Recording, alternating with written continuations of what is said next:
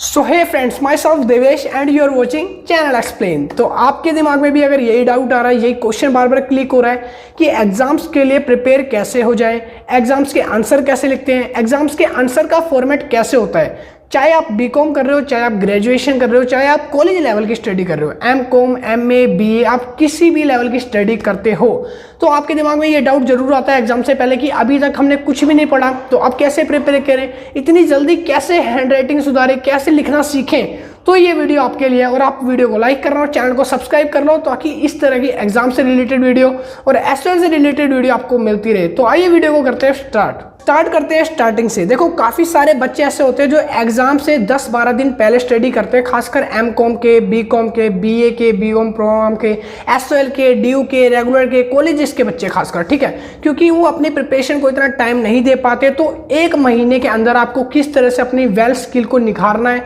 किस तरह से एग्जाम्स को लिखना है, किस तरह से एग्जाम देना है, वो सारी इंप्रूवमेंट मैं बताने वाला हूँ। ठीक है, सारी टिप्स बताऊंगा, लास्ट में आपको छोटी सी टिप्स भी दूंगा जिसमें आपको बताऊंगा कि किस तरह से आपको कौन कौन सी चीज़ों को नहीं करना, एग्जाम लिखते समय कौन सी मिस्टेक नहीं करनी है, और पूरा फ्रेमवर्क समझाने वाला हूँ। ठीक है, तो सबसे फर्स्ट ऑफ ऑल चालू करते हैं। देखो, जैसे कि मैं अभी खुद अपनी अगर स्टडी कर रहा हूँ तो स्टडी करते समय सबसे ज़्यादा बच्चों के दिमाग में ये बात क्लियर होती है कि एग्जाम्स के क्वेश्चंस को याद कैसे करें। तो देखो, सिंपल सी बात है, टिप नंबर 1, एग्जाम्स के क्वेश्चंस को लिखना या याद करना भूल जाओ। मैंने क्या बोला, एग्जाम्स के अगर आपके पास 20 दिन या 1 महीना भी है ना, तो 20 दिन भी अगर आप दोगे ना, मेरी बातों को अगर आप सीरियसली लेते हो तो आपका एग्जाम से मैं गारंटी है आप पासिंग क्या अचीविंग मार्क्स लेके आओगे, स्कोरिंग मार्क्स करोगे। ठीक है, तो सबसे पहले आपको करना क्या है, सबसे फर्स्ट ऑफ ऑल आपको एग्जाम्स अगर आप दे रहे हो या एग्जाम्स देने जाते हो तो उससे 1 महीना पहले, जब आपको पता चलता है आपके एग्जाम स्टार्ट होने वाले हैं, तो 1 महीना पहले से ही राइटिंग करना चालू कर देना है। क्या करना है, राइटिंग करना। जी हाँ, बिल्कुल, आपको लिखना चालू कर देना है और ज़्यादा से ज़्यादा लिखना है। जो भी चीज़ आप लिख रहे हो, जो भी चीज़ आप पढ़ते हो, जिस भी बुक को पढ़ रहे हो, थ्योरी के सब्जेक्ट खासकर काफ़ी ज़्यादा टफ होते हैं, कम से कम 20-20 मार्क्स के क्वेश्चन, 18-18 मार्क्स के क्वेश्चन आते हैं, बच्चों को लिखने में दिक्कत होती है क्योंकि वो हैंड राइटिंग लिखना भूल जाते हैं। तो इसलिए आप भी अगर इसी कैटेगरी में हो तो आपको ज़्यादा से ज़्यादा पहले लिखने की प्रैक्टिस करनी है। एग्जाम से 1 महीना पहले से स्टार्ट करना है। सपोज करो 1 महीने बाद एग्जाम है तो आज से अपना लिखना चालू कर दो। और एक चीज़ और, याद बिल्कुल भी नहीं करना है किसी भी चीज़ को। जैसे कि कॉन्सेप्ट है, कॉन्सेप्ट पढ़ो, उसके जो की पॉइंट्स है, जो आपको मेन हेडिंग लगती है, उसको नोट डाउन करो। मेन हेडिंग है, बोल बोल के उसको नोट डाउन करो, बस लिखो। 1 महीने में ज़्यादा से ज़्यादा जितना हो सकता है उतना ज़्यादा लिखो। लिखने से क्या होगा, आपकी टाइमिंग स्पीड बढ़ेगी। सेकेंड चीज़, आप वहाँ पे एग्जाम में अच्छे से लिख पाओगे। थर्ड चीज़, आपको याद रहेगा आपने जो लिखा है, आपके माइंड कॉन्सेप्ट में लिखने से जल्दी बैठता है। ठीक है, कुछ लोग सोचते हैं याद करने से, रट्टा मारने से बैठता है। नहीं जी, रट्टा मारा हुआ 2 दिन में, 3 दिन में भूल जाते हो, मगर अगर आप लिख रहे हो, उस चीज़ को बार बार लिखते हो, तो लिखने से लिख भी रहे हो, आंखों से देख भी रहे हो, और उसके बाद आपकी स्पीड भी बढ़ती है, तो आपको ये ज़्यादा बेनिफिट मिलता है। तो अगर आपने कम से कम 20 दिन भी पूरे अच्छे तरीके से हर बुक के नोट्स, जितनी भी आपकी बुक्स हैं, ऑर्गेनाइजेशनल बिहेवियर है या फिर बीकॉम की कोई बुक है, पॉलिटिक्स की है, थ्योरी की है, बस आपको लिखना है, ज़्यादा से ज़्यादा लिखना है। ठीक है, अगर आप लिख लेते हो तो 20 दिन मानो, 25 दिन मानो, आपने अच्छे से लिखा।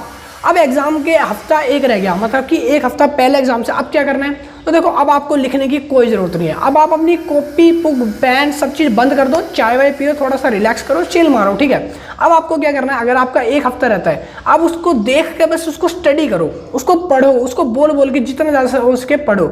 याद नहीं करना, मैं फिर बता रहा हूँ, बिल्कुल भी, याद अपने आप हो जाएगा। बस आपको क्या करना है, उसको पढ़ना है, उसको देखो, जो भी आपके सामने पेज है, पेज को देख के उसको रीडिंग करो, हर एक कॉन्सेप्ट को रीडिंग करो। रीडिंग करनी है, बस रीडिंग करना है।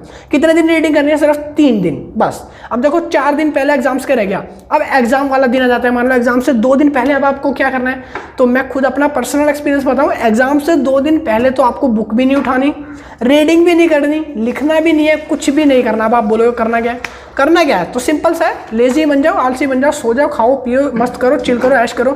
एग्जाम से 1 दिन पहले आपको क्या करना है, तो देखो, सिंपल सी बात है, जब आप कॉलेज में जाते हो एग्जाम देने, तो आप कहीं रास्ते में ट्रैवल कर रहे हो तो 2 घंटे का रास्ता होता है। आपको एग्जाम से 1 दिन पहले कुछ भी रीडिंग नहीं करनी, कुछ भी नहीं लिखना, दिमाग को रिलैक्स करो, बिल्कुल शांत हो जाओ, कूल डाउन हो गए। अब जब आप रास्ते में जा रहे हो तो अपनी ना, जो आपने लिखे नोट्स, उसको PDF बना के अपने कैम स्कैनर ऐप से, किसी भी ऐप से PDF बना के अपने फ़ोन में सेव कर लो। मैं ऐसा क्यों कह रहा हूँ, क्योंकि बुक हर जगह सुटेबल नहीं होती ले जानी। आप अपनी PDF बनाओ, एग्जाम में जब तक आप पहुँच रहे हो उस टाइम के बीच में जो 1 आध घंटा है, आप अपनी सारी पीडीएफ, जिस भी सब्जेक्ट का एग्जाम है उसकी पीडीएफ के नोट्स जो आपने बनाए हैं खुद से जो लिखे हैं उसको रीडिंग करो। पढ़ना नहीं है, पढ़ना ही है, याद नहीं करना, बस पढ़ना है। तो बस रीडिंग करनी है सारी लाइन से, समझ आ गया? बस रीडिंग करते रहो। अब आप सोचोगे अभी एग्जाम को कैसे टैकल करना है, तो बता रहा हूँ, थोड़ा वेट करो, सारी चीज़ें बताऊंगा। एग्जाम में कैसे एक क्वेश्चन को हैंडल करते हैं, क्वेश्चन को लिखते किस तरह से, एक्सप्लेन कैसे करना है, सब चीज़ बताऊंगा। तो देखो अब आपको क्या होगा, यहाँ पर सारे के सारे फॉर्मूले दिमाग के अंदर याद हो गए इन्हीं 20 दिनों के अंदर। कुछ नहीं करा आपने, मगर इतनी बार रीडिंग करना और इतनी बार लिखने से ना आपको शायद पता नहीं है 90% सिलेबस आप कवर कर जाते हो। ठीक है, ये साइंस में बताया गया, अगर आप किसी चीज़ को लिखते हो बार बार वो अपने आप ही ऑटोमेटिकली याद करने से ज़्यादा जल्दी दिमाग में बैठ जाता है। आपने रीडिंग कर ली, अब बात करते हैं नेक्स्ट प्रोसेस की। तो नेक्स्ट प्रोसेस है अब how to write exams answers. Answers को कैसे गुड वे में प्रेजेंट करें। तो पहले आप अब ये जो मैं बता रहा हूँ इसको ध्यान से देखना। तो आप अपने एग्जाम्स के आंसर्स को किस तरह से रिप्रेजेंट करते हो, प्रेजेंटेशन कैसे दिखाते हो, तो उसके लिए 5 टिप्स जो है मैंने यहाँ पे आपके सामने लिख रखी है, आप इसको देख सकते हो। How to write good answers in exams, अपने एग्जाम्स में किस तरह से अच्छे मार्क्स के लिए अच्छे आंसर लिख पाए। अगर आपको मान लो कुछ भी नहीं आता तो ये टिप्स अगर आप फॉलो करते हो तो आप इजीली आराम से एवरेज मार्क्स, पासिंग मार्क्स ले सकते हो। यहाँ पे लिखा है ये टिप्स एसओएल, रेगुलर, एनसीवेब और जितने भी एग्जाम्स होते हैं सबके लिए बता रहा हूं मैं, सारे बच्चों के लिए। ठीक है, तो सबसे पहली चीज देखो, कोई भी अगर क्वेश्चन आता है, कोई भी आंसर आता है, तो सबसे फर्स्ट ऑफ ऑल मान लो एक क्वेश्चन अगर मेरे सामने आया कि लिबर्टी क्या है, लिबर्टी के बारे में लिखो। क्या लिखा? LIBERTY। ठीक है, तो आगे लिबर्टी क्या है, लिबर्टी के बारे में बताओ। और क्वेश्चन आया कितने मार्क्स का, ये भी मैं आपको पहले क्लियर कर दूं। देखो अगर आप एसओएल में पढ़ते हो, ठीक है, तो एसओएल के ज्यादातर स्टूडेंट्स के टोटल क्वेश्चन आते हैं 10, जिसमें से आपको कोई 5 अचीव करने पड़ते हैं, मतलब कि कोई 10 में से 5 क्वेश्चन आपको करने पड़ते हैं। सेकंड चीज अगर बात करें यहीं पे रेगुलर की, तो रेगुलर में नंबर ऑफ चॉइस आती है कम, यहाँ पे आते हैं कम से कम 8 क्वेश्चन, जिसमें से कोई आपको 4 क्वेश्चन अटेम्प्ट करने पड़ते हैं। ठीक है, और यहाँ पर एक चीज और बता दूं, अगर आपका क्वेश्चन मार्क्स जो है वो 4 का है, ठीक है, मतलब कि 4 क्वेश्चन आए हैं, तो पर क्वेश्चन कम से कम 20 मार्क्स का आता है थ्योरी के सब्जेक्ट में ज्यादातर।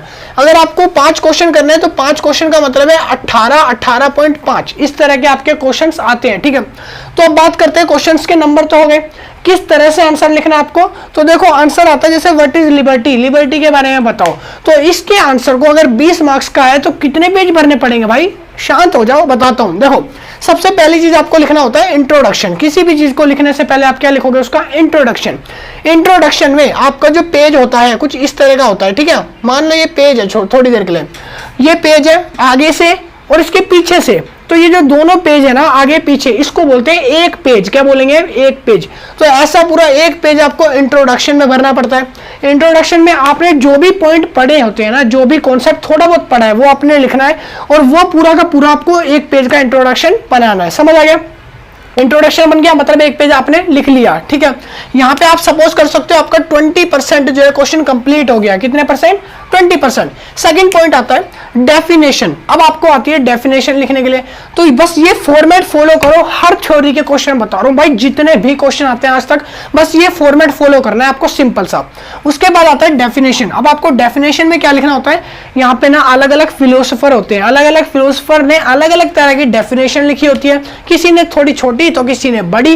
और अचीविंग मार्क्स अगर आपको चाहिए तो सिर्फ डेफिनेशन लिख दो। हाई मार्क्स चाहिए तो आपको क्या करना है, देखो अगर आपको हाई मार्क्स चाहिए तो डेफिनेशन के साथ साथ ना एक छोटी पॉइंट बताऊं, उसके फिलोसोफर का नाम जरूर लिखना। हाँ जी, तो देखो यहाँ पे लिखा मैंने different view by different philosopher. अगर आपको मान लो लिबर्टी की डेफिनेशन लिखनी है, सपोज करो लिबर्टी की डेफिनेशन एडम स्मिथ ने लिखी है या जॉर्ज वॉशिंगटन ने लिखी है, तो आप लिखोगे अकॉर्डिंग, यहाँ पे लिखोगे अकॉर्डिंग टू एडम स्मिथ। ठीक है, और ऐसे करके आपको डेफिनेशन लिख देनी है, और 1 2 3 जितनी डेफिनेशन याद है आप उतनी डेफिनेशन लिख दो। अरे मतलब सबका एक ही, आपको मार्क्स चाहिए ना बस, तो फटाफट भर दो सारी डेफिनेशन, तो सेकंड नंबर आ गया आपका डेफिनेशन का। और यहां पर जैसे आप लिखते हो आपके 20 मार्क्स आपकी जेब के अंदर। समझ आ गया? अब बात करते हैं पॉइंट नंबर 3 की। देखो पॉइंट नंबर 3, अब बेसिक आंसर लिखना है। अब क्या लिखना है, उसके बारे में जो आपने पढ़ा है ना उसका बस मोटी मोटी बातें लिख दो बेसिक आंसर के अंदर, और वो होता है उसका बॉडी और उसकी बेसिक आंसर बोल सकते हो, दोनों हो जाएगा कंप्लीट। ठीक है, बेसिक्स आंसर जैसे आप लिखते हो आपको 20 मार्क्स और कंप्लीट हो जाता है। तो देखो अभी तक हमने जैसे 3 पॉइंट क्लियर करे, ये उन बच्चों के लिए बता रहा हूं जिनको बिल्कुल भी नहीं आता, नील बच्चों के लिए, वो इस तरह से पास हो सकते हैं। मगर अगर अचीविंग बच्चे हैं तो उनको भी सेम फॉर्मेट अपनाना है, बस उनको थोड़ा सा अपना दिमाग यूज करना है और ज्यादा हाई मार्क्स करने के लिए अपने। समझ आ गया होगा मैं क्या कहना चाह रहा हूं। अब बात करते हैं पॉइंट नंबर 4 की। देखो पॉइंट नंबर 4 में क्या आता है, आपने अभी तक अपने आंसर में लिबर्टी के बारे में बता दिया, इंट्रोडक्शन समझ आ गया, उसका डेफिनेशन दे दी। अरे मार्क्स क्यों कटेंगे भाई, बिल्कुल 100% मार्क्स आएंगे जब सारी चीजें लिख दी।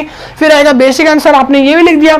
अब पॉइंट नंबर 4 में यहाँ पे लिखा है क्रिटिज्म और उसके बाद मैंने लिखा है सपोर्ट और अगेंस्ट। ठीक है, यहाँ पे क्या करना होता है, देखो आपने जो भी आंसर लिखा ना अपना लिबर्टी का, उसके लिए लोग क्या सोचते हैं, लोगों के दिमाग में लिबर्टी को लेके क्या बातें हैं, ठीक है, तो वो हो जाता है क्रिटिज्म। आपको ये लिखना है थोड़ा सा।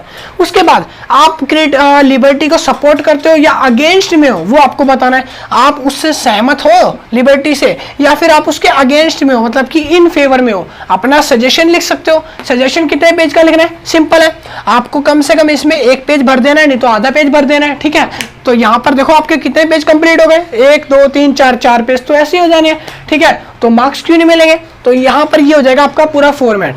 अब बात करते हैं हमारा लास्ट पॉइंट। तो देखो लास्ट पॉइंट बहुत ज्यादा इंपॉर्टेंट होता है, इसलिए लास्ट में रखा जाता है। मतलब कि क्या है, कंक्लूजन। ठीक है, अगर आप कोई भी आंसर लिखते हो तो लास्ट में उसका कंक्लूजन डालना जरूरी होता है। अब बच्चे काफी परेशान होते हैं कि कंक्लूजन में क्या डालें, हमने कुछ पढ़ा ही नहीं। तो जैसे मैंने बताया बच्चों, हर फॉर्मेट को देखोगे तो सारे फॉर्मेट सेम होते हैं। तो कंक्लूजन कौन सा भाई, न्यारा खेत की मूली है। तो इसमें क्या करना है, आपको इंट्रोडक्शन से 2 लाइन चोरी करनी है। चोरी करनी आती है, जैसे आपने इंट्रोडक्शन कितने पेज का लिखा है, पूरे 1 पेज का, इसमें से कोई 2 से 3 लाइन आपको वहां से उठा लेनी है। ठीक है, जो भी बेस्ट शुरू की लाइन है या बेस्ट मिडल की लाइन है, 2 लाइन उठा लो, बस 2 लाइन यहाँ पे चेप कर दो। समझ आ गया, क्या कंक्लूजन हो गया, नहीं अभी नहीं हुआ। देखो उसके बाद क्या करना है, डेफिनेशंस में से 2 लाइन उठाओ, यहाँ लिखो, यहाँ से बेसिक आंसर में से 2 लाइन उठाओ, इसमें से 2 लाइन उठाओ। अगर आप सपोर्ट करते हो या अगेंस्ट करते हो, अगर आप दोनों करते हो तो दोनों के बीच में आप लिख देना और 2-2 लाइन उठा के लिख देना। तो यहाँ पे 2-2 करके 10 से 12 लाइन हो जाती है, मतलब कि 200 वर्ड। तो कंक्लूजन हो गया आपका 200 वर्ड का। समझ आ रहा है, तो देखो बिल्कुल सपोर्ट करना, आंसर एक जैसा लिखना है और हर आंसर की फॉर्मेट यही रहने वाली है। जितने भी आप आंसर अटेम्प्ट करोगे सब में सेम फॉर्मेट आपको यूज करना है। पहले डेफिनेशन, मतलब कि पहले इंट्रोडक्शन लिखना है हर आंसर का। मान लो सपोज करो आ गया वर्ल्ड वॉर क्या होती है, डेफिनेशन लिख दो वर्ल्ड वॉर की। सबसे पहले इंट्रोडक्शन, सेकंड डेफिनेशन, किसने बताई थी, किसके हिसाब से, अगर याद है प्रोफेसर, वो लिख देना और ज्यादा मार्क्स आ जाएंगे। ठीक है, थर्ड चीज आता है हमारा बेसिक आंसर, फिर आता है क्रिटिसिज्म, सपोर्ट या अगेंस्ट में, लास्ट आता है कंक्लूजन। तो इस तरह से आपको अपना आंसर लिखना है। ठीक है, जब आप 5 पॉइंट कंप्लीट कर लोगे आपका आंसर यहीं पे खत्म हो जाता है। समझ आ गया आपको कैसे आंसर लिखना है। अगर आपको कुछ भी नहीं आता तो मैंने आपको बताया था, आपने अगर थोड़ी बहुत भी बुक रीडिंग करी है ना भाई, थोड़ा बहुत भी दिमाग में आ रहा है ना, तो आराम से बन जाएगा सारा, कोई दिक्कत वाली बात नहीं है। ठीक है, और बाकी तो थोड़े थोड़े पॉइंट क्वेश्चन से ही मिल जाते हैं, कभी कभार क्वेश्चन ही हिंट वाला आ जाता है। ठीक है, और एक चीज और बता दूं, क्वेश्चन लिखते समय हैंड राइटिंग साफ सुथरी लिखना, रेड पेन का इस्तेमाल नहीं करना। तो ये थी इसकी कुछ मेन टिप्स। हाँ फ्रेंड्स, तो जो मैंने अभी आपको टिप्स बताई थी, जो चीज़ें मैंने बताई, पूरे 5 स्टेप्स मैंने आपको बताए थे। 5 स्टेप्स में मैंने बताया सबसे पहले आंसर्स को, कोई आंसर अगर नहीं आ रहा ना भाई, दिमाग में कुछ भी नहीं बैठ रहा, तो आपको करना क्या है, सिंपली अगर आपने उसके नोट्स बनाए हैं, उसको पढ़ा है, तो माइंड में थोड़ा सा तो क्लिक करेगा। आपने जैसे मैंने बताया था, पहले इंट्रोडक्शन लिखना है, डेफिनेशन लिखनी है, वही 5 स्टेप आप फॉलो करोगे, आपका आंसर नहीं भी आता तो भी आप आराम से कर लोगे। समझ आ गया। अब बात कर लेते हैं पॉइंट नंबर 3 की, जो हमारा लास्ट है, जिसमें मैंने बताया था आपको वो टिप्स दूंगा जो आपको नहीं करनी है, एग्जाम में बिल्कुल भी नहीं करनी है। ठीक है, तो वो मैंने अपने पेज पे मेंशन कर रखी है, आपको दिख रहा होगा इस पेज पे। तो सबसे पहले टिप नंबर 1, आपको स्पेस छोड़ना है साइड में। अगर आप थ्योरी एग्जाम करते हो, थ्योरी एग्जाम से पहले आपको यहाँ पे साइड में शीट दिख रही होगी, इस तरह से साइड में ना आपको लाइन खींचनी है एग्जाम शीट के ऊपर। ठीक है, क्योंकि इससे क्या होता है, एग्जाम शीट पे लाइन खींचोगे तो 5 पेज भरना आसान होता है। कुछ बच्चे ऐसे होते हैं जो बिल्कुल भी नहीं लिख पाते, हैबिट नहीं है, तो उनके लिए स्कोरिंग मार्क्स हो जाती है, एक बेनिफिट हो जाता है आप अगर साइड में लाइन छोड़ते हो, इस साइड भी इस साइड भी।